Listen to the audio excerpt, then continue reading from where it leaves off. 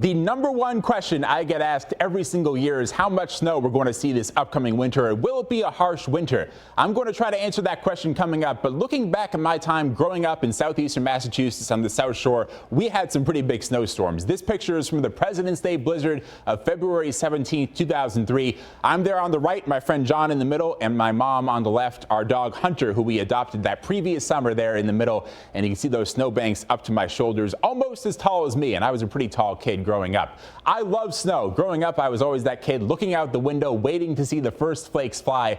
But I'm trying to take an objective approach to our winter weather outlook for this upcoming winter. And I looked at 4 different factors to give some clues about what to expect in the winter of 2024-2025.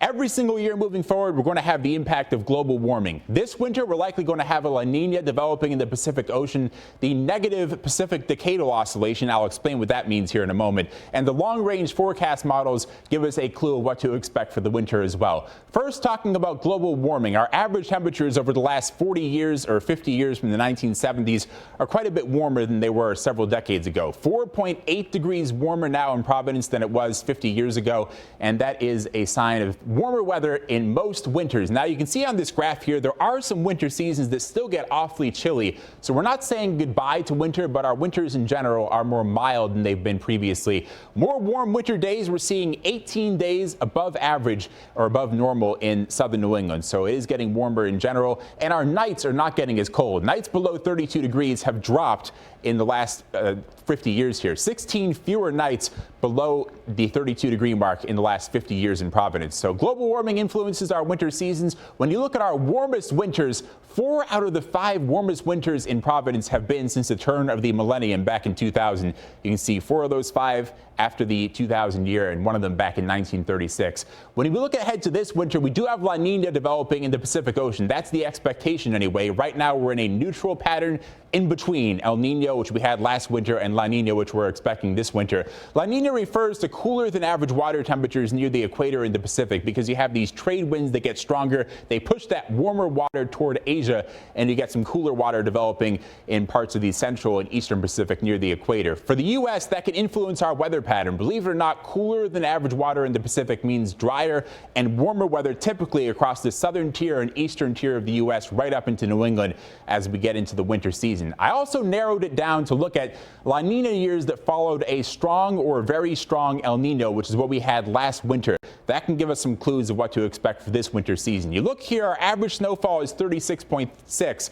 A lot of these winters below average for snowfall, with the exception of 2016, 2017, when we had above average snowfall of 45.9 inches. So this winter, we'll have to see what happens coming up here. Another factor I looked at is water temperatures in a different part of the Pacific Ocean. This is the Pacific decadal oscillation. You may never have heard of this before because it's not often talked about, but it refers to cooler than average waters off the west coast of the U.S. and the Pacific Northwest. That's the negative phase of the Pacific decadal oscillation. The positive phase would be if there's warmer weather here. What you need to know is this tends to coincide with milder weather again along the East Coast. It's almost like a yin and yang. When you have cooler weather in the western U.S., you tend to have warmer weather in the eastern U.S., and that's exactly what the Climate Prediction Center is expecting for the southern and eastern tier of the U.S. for this upcoming winter. This is the December, January, February temperature outlook. Above average temperatures for much of the eastern U.S., including us here in southern New England.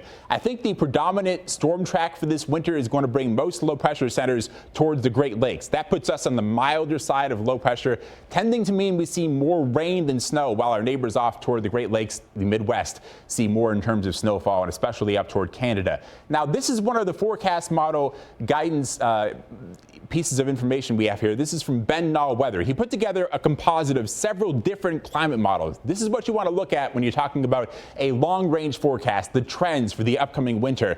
Above average snowfall in the green, that includes much of Canada up toward Hudson Bay, but look where the below normal snowfall is projected to be. Much of the U.S. mid-Atlantic area looking at snowfall that's likely going to be below average for this upcoming winter if you believe these forecast models, and there's several of them that went into this map here. So this is not looking like a great winter from my perspective if you like snow. It may end up being one of the least snowy winters on record in Providence. This is the list of some of our least snowy winters. Notice just a few years ago, 2002 to 2003, less than a foot of snow fell for the entire winter season in Providence, and we'll have to see if that ends up happening or something similar to that for this upcoming winter. Looking back and recapping this, global warming tends to mean milder winters in general. La Niña refers to the cooler than average water in the Pacific, but usually warmer weather for the eastern U.S. The negative Pacific decadal oscillation I was talking about also pointing toward a mild winter for the eastern U.S. and our forecast models, which we just showed, showing below average snowfall most likely across New England and some more of those mild temperatures. We're going to talk to the team and see what everyone else is thinking for snowfall.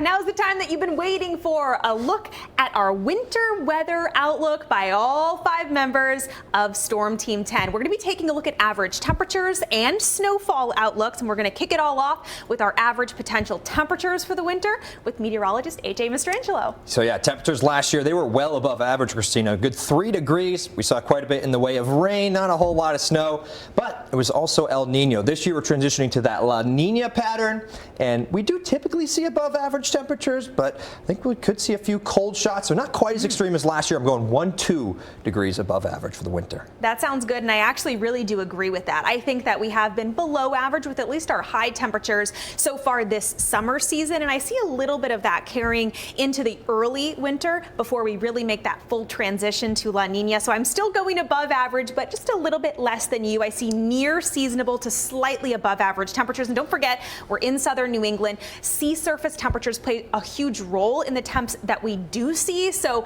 since our sea surface temperatures have been running so above average, I see that playing a role again early in the season. There we go. Putting a wrap on that, Christina.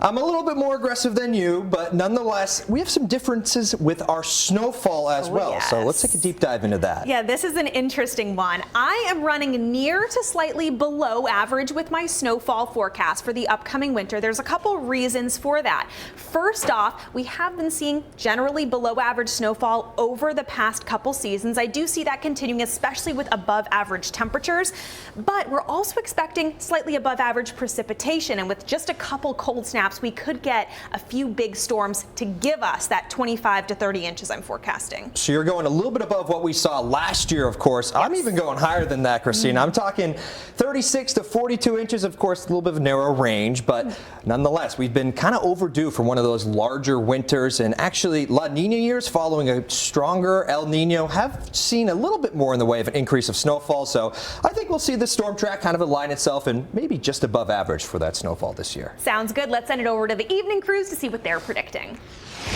All right, I love it. Those were some interesting, spicy snowfall forecasts, and we'll see. I think we're going to be surprised. Viewers will certainly be surprised by what the 3 of us are going to throw out there right now. Let's first say average snowfall. When we talk about the average seasonal snowfall, we go off the last 30 years at TF Green Airport. That's our state's climate site. It's technically 36.6 inches of snow, so we'll call it 37. Safe to say the last 10 to 15 years, that number's probably a little bit lower than that, but all right, Nick Rousseau, what say you, sir, about this winter season? For all of the reasons I outlined a little bit earlier on, we are looking at milder than average temperatures most likely for this winter, 1 to 2 degrees above average. And the snowfall prediction for that reason, you combine mild temperatures with not a great jet stream pattern for snow. I think we're looking at below average snowfall, potentially a record for one of the top 10 least snowy winters in southern New England. So I'm going with 8 to 12 inches of snow in Providence this winter. I know that's pretty bleak for snow lovers, but the forecast model guidance, all those things I looked at earlier, just don't paint a good picture from what I can see for snow this winter. Snow lovers and plow drivers are coming for you, sir. Yeah, they're going to be showing up in my house with pitchforks. You are in big trouble. Okay, so for my prediction, I base this off of my thinking that there will be a weaker La Niña. That the signs have been pointing to maybe not as strong as some of the earlier forecasts with that. So I looked at 2 analogs, and that was the winter of 03-04 and the winter of 13-14. Both of those winters featured above average temperatures. I'm going with 1 to 2 degrees warmer than normal, but they had in the low 40-inch snowfall range. Only takes 1 or 2 storms like we had back in January 2022. You get one of these storms with a lot of moisture to link up with a blast of cold air. We can get a sizable snowstorm. So I'm banking on that. I'm going 40 to 45 inches of snow, which would be above normal snowfall for the first time in a couple of winters here in southern New England. I just bought a snow shovel last week, so if you're right, you're right. I'll be able to put it to use. Now, Mr. Doris is never one to shy away from a big number. Absolutely not. So I'm a little bit more bold. Nick was on the low end, and maybe the non-snow lovers are happy with his forecast, but the snow lovers, I'm here for you. I'm going well above average. I'm thinking about 63 to potentially 68 inches of snowfall, which would be one of our bigger winters that we've seen basically since the winter of 2014 and 2015. Now, this entire special, we've been mentioning a lot about those extreme precipitation events, but we've mainly been focusing them on the spring, the summer, and the fall, when they're usually all rain. Well, could still potentially happen in the winter too, in the form of snow. And realistically, maybe 3 of these events, and then we could be right in the ballpark, and we could be flirting with maybe the upper 50s, low 60s for snowfall accumulation. So that's kind of what I'm leaning on. All right, so you are the highest. Yes. You, sir, are the lowest. Maybe I'm the second highest, and then it was AJ, and then Christine is a little bit below normal. So we shall see, and at the end of the season, maybe we'll tally all this up, and we will have a winner chicken dinner, shall we say? Sounds good to me. I'm sure this is going to come back. Just to recap, there are the numbers right there. So 40 to 45 for me, 63 to 68 inches for Jason. Big time Doris. Absolutely. And Nick Russo is bumming everybody out this year that loves snow. Yeah, if you like warm weather, if you like mild temperatures, I'm your guy. All right, there you go. We'll keep an eye on this over the course of the winter, and we'll see what actually happens. All right, well,